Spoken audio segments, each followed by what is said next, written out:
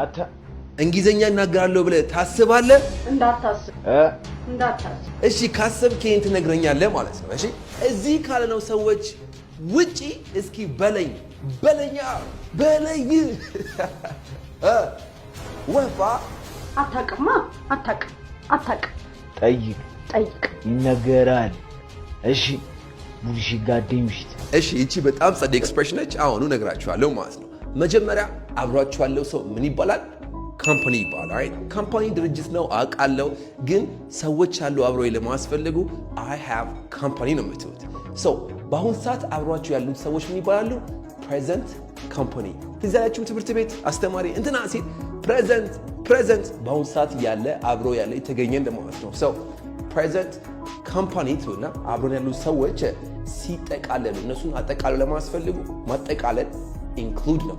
ስለዚህ እዚህ ያሉትን ሰዎች ጨምሮ እነሱን ማጠቃለል ለማስፈልጉ present company included ትላላችሁ ማለት ነው። ኦኬ present company included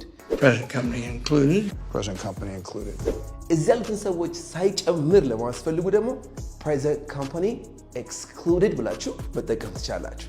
ለምሳሌ እዚህ ያለውን ሰዎች ጨምሮ ሁላችንም ውሸታም ነን። present company included we're all liars. Present company excluded.